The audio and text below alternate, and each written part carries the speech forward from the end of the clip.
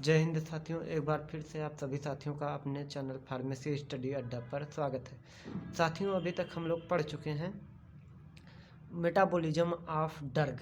यहाँ तक हम लोग कंप्लीट कर चुके हैं। आज हमारा टॉपिक जो है फार्मेकोकाइनेटिक प्रोफाइल ऑफ ड्रग का लास्ट टॉपिक है, जिसे हम लोग कहते हैं एक्सक्रीशन ऑफ ड्रग।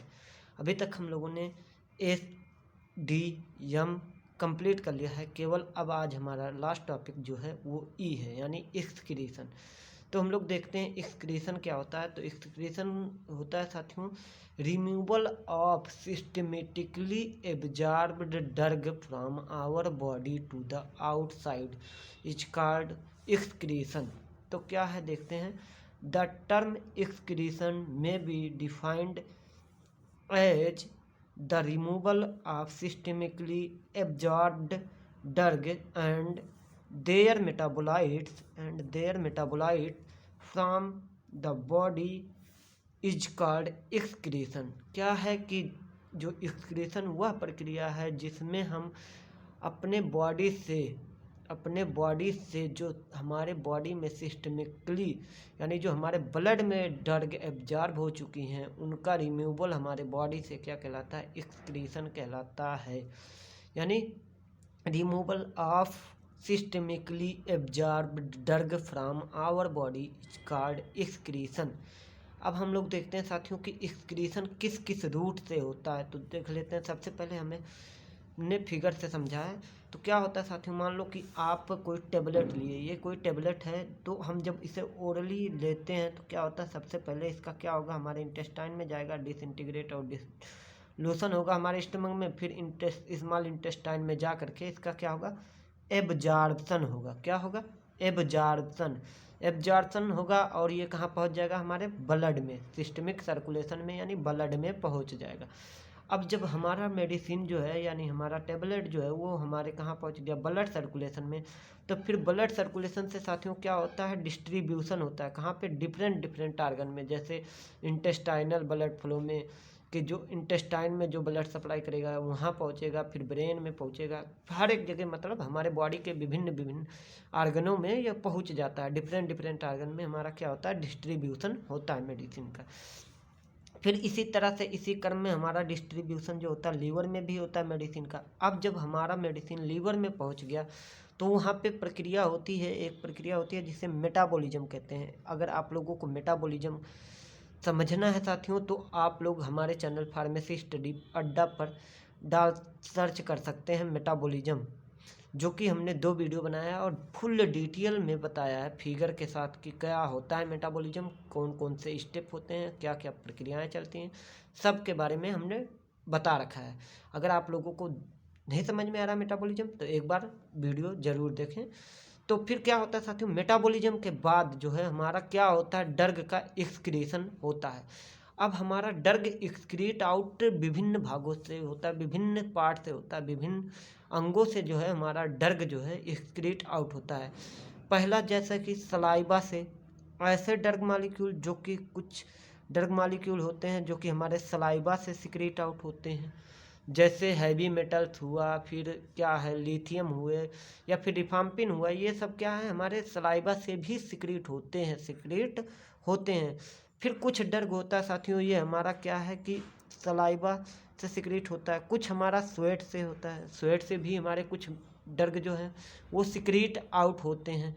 फिर कुछ ड्रग हमारे मिल्क से सिक्रीट होते हैं। अब मिल्क से सिक्रीट होते हैं जैसे कोई क्या है, लैक्टेटिंग मदर है।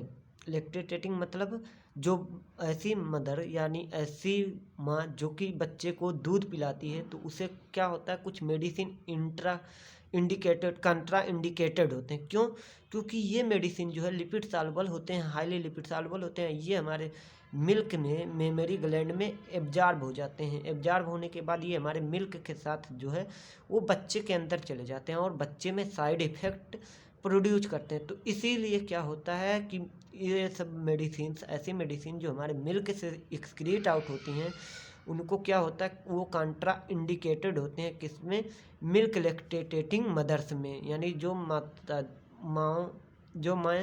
बच्चों को दूध पिलाती हैं उनको वो मेडिसिन नहीं दी जाती है।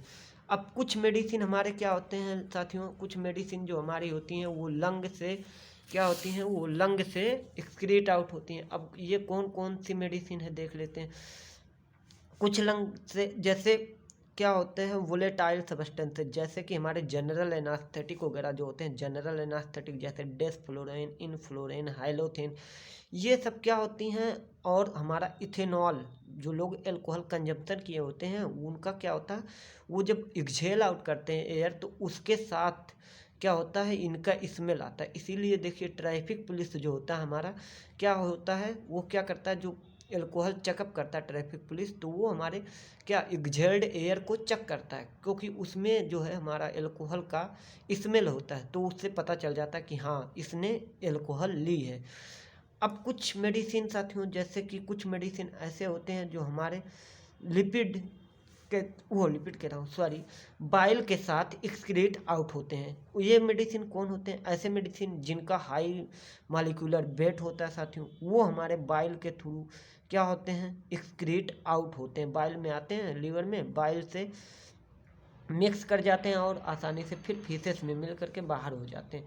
अब कुछ मेडिसिन हमारी जो है वो फीसेस से एक्सक्रीट आउट होती हैं। ये मेडिसिन ऐसी मेडिसिन होती हैं जो कि हमारे बॉडी में सिस्टमिकली एब्जॉर्ब्ड नहीं होती, यानी एब्जॉर्ब नहीं होती, ये केवल इंटेस्टाइन से ही बाहर आ जाती हैं। जैसे हम लोग सेना देते हैं, परगेटिव्स हुआ, लेग्जेटिव हुए, ये सब जो देते हैं हम लोग मेडिसिन, ये क्या है, सेना वगैरह एब्जॉर्ब नहीं होता, ये हमारे इंटेस्टाइन में ही रहता है और फिर फीसेस के थ्रू क्या हो जाता है, बाहर आ जाता है। अब हमारा जो मेन वो होता है route of elimination of medicine, यानी ड्रग का जो मेन एलिमिनेशन होता है मेनली वाटर सॉल्युबल ड्रग का, वो हमारे किडनी से होता है, यानी किडनी से। किडनी में भी जो मेन पार्ट होता है वो नेफ्रॉन रोल करता है। तो हम लोग देखते हैं कुछ रिटन फॉर्म में भी देख लेते हैं क्या है, कुछ हमने नोट किया है आप लोगों के लिए। तो हमें अपेक्षा कि आप लोगों को ड्रग एक्सक्रीशन जो है वो आसानी से समझ में आ गया होगा, लेकिन कुछ हम लोग रिटर्न देख लेते हैं कि बाई फीसेस यानी फीसेस से कौन से मेडिसिन क्या होते हैं, एक्सक्रीट आउट होते हैं। तो देखते हैं the unabsorbed drug are eliminated. क्या होता है, फीसेस से जो ऐसे मेडिसिन जो कि हमारे बॉडी में एब्जॉर्ब नहीं होती वो क्या होती हैं, इलिमिनेट होती हैं। जैसे कि एग्जांपल में हमने लिखा है परगेटिव तो जान ही रहे हैं, जो हमारे कार्मिनेटिव, परगेटिव, लेग्जेटिव सब लगभग सेम ही होते हैं, थोड़ा डिफरेंस होता है। एंथ्रासीन, हैवी मेटल्स, ये सब हमारे बॉडी में एब्जॉर्ब नहीं होते साथियों, ये हमारे इंटेस्टाइन के ल्यूमेन से धीरे धीरे आकर के रेक्टम में आते हैं, रेक्टम से फिर फीसेस के थ्रू बाहर आ जाते हैं। बाई लंग्स, जैसा कि हमने बताया था, जनरल एनास्थेटिक और इथेनॉल ऐसे होते हैं कि जो कि हमारे लंग से क्या होते हैं, बाहर आते हैं, झेल आउट होते हैं। अब हम लोग देखते हैं by saliva and sweat, these are minor important. Saliva और स्वेट से ज़्यादा मेडिसिन तो नहीं क्या होती हैं, एक्सक्रीट होती हैं, लेकिन एक्सक्रीट होती हैं कुछ मेडिसिन। कौन कौन से, लिथियम है, पोटेशियम आयोडाइड है और रिफाम्पिन, ये सब मेडिसिन जो होती हैं हमारे सलाइवा और स्वेट से भी एक्सक्रीट आउट होती हैं। बाई मिल्क के द्वारा तो हमने बता ही दिया था कि क्या होता है। अब हम लोग देखते हैं हमारा जो मेन टॉपिक है रीनल एक्सक्रीशन। अब साथियों रीनल एक्सक्रीशन को समझने के लिए हम लोगों को पहले एक नेफ्रॉन के स्ट्रक्चर को समझना चाहिए। तो हम लोग देखते हैं क्या होता है नेफ्रॉन। तो आप लोग देख रहे होंगे ये हमारा क्या होता है, नेफ्रॉन का स्ट्रक्चर होता है, जैसा कि फुल उसमें देख रहे होंगे आप लोग, ये हमारे नेफ्रॉन का क्या है, स्ट्रक्चर है, एक फुल नेफ्रॉन का स्ट्रक्चर है, जिसमें कौन कौन से पार्ट होते हैं ये हम लोग देखते हैं। पहला ये देखिए, ये जो कप शेप है इसे हम लोग कहते हैं बोमेन्स कैप्सूल, बोमेन्स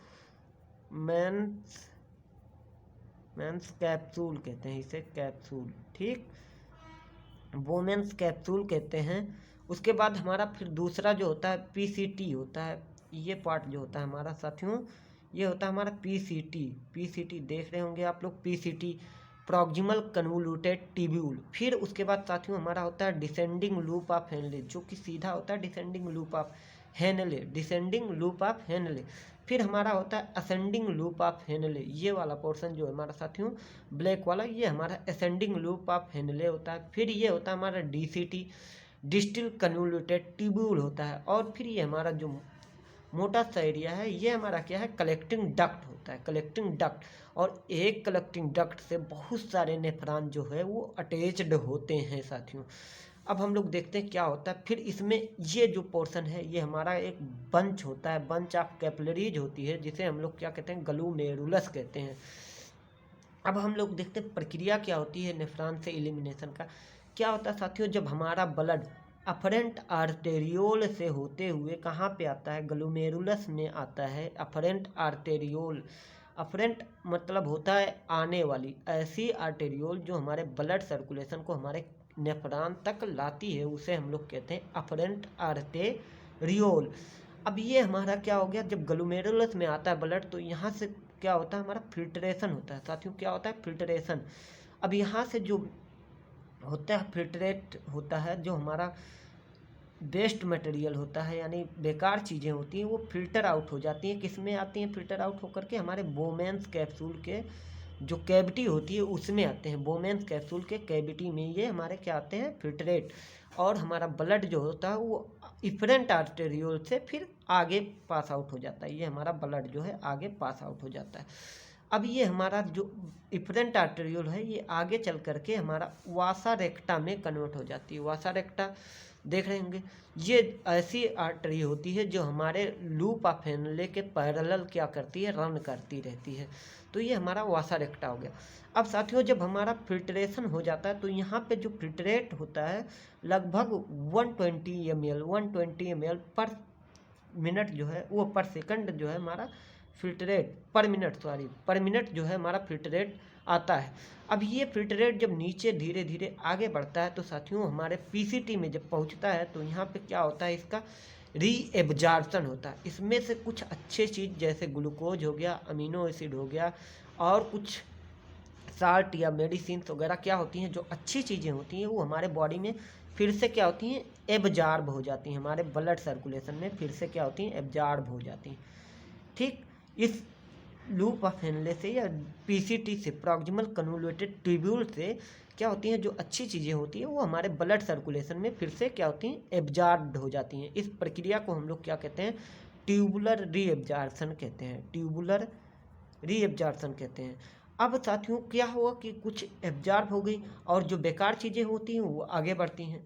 फिर जो हमारे ब्लड सर्कुलेशन में कुछ चीज़ें फिल्टर होने से बच गई थी जो कि हमारे लिए हानिकारक होती हैं, वो क्या होती हैं साथियों, फिर जो हमारा डिसेंडिंग लूप, वो असेंडिंग लूप ऑफ हेनले होता है, वहाँ पे क्या होता है साथियों, इनका सिक्रीशन होता है, ट्यूबुलर सिक्रीशन होता है। ट्यूबुलर सिक्रीशन होता है मतलब यहाँ से क्या होते हैं, फिर हमारे ब्लड से जो बेकार चीज़ें होती, बेस्ट चीज़ें होती है, वो हमारे फिर क्या होती हैं, लूप ऑफ हेनले में क्या कर दी जाती हैं, एक्सक्रीट आउट कर दी जाती हैं, लूप ऑफ हेनले में चली जाती हैं।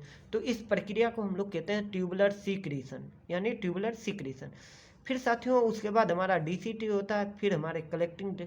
अब यहाँ से ट्यूबुलर सिक्रीशन में क्या होता है, जो बेकार चीज़ें होती हैं वही हमारे ब्लड सर्कुलेशन से निकल करके फिर हमारे लूप ऑफ हेनले में आती हैं, और लूप ऑफ हेनले से फिर होते हुए डीसीटी में जाती हैं, और डीसीटी से कलेक्टिंग ट्यूब्यूल में, कलेक्टिंग ट्यूब्यूल से फिर ये यूरिन के फॉर्म में क्या होती हैं, एक्सक्रीट आउट हो जाती हैं, एक्सक्रीट आउट हो जाती हैं। अब हम लोग देख लेते हैं, एक इक्वेशन हमारा है कि नेट रीनल एक्सक्रीशन, कितना अमाउंट हमारा जो है एक्सक्रीट आउट होगा, यानी यूरिन कितना बनेगा, वो किस पे डिपेंड करता है, glomerular filtration, glomerular filtration plus plus ठीक, प्लस ट्यूबुलर सिक्रीशन।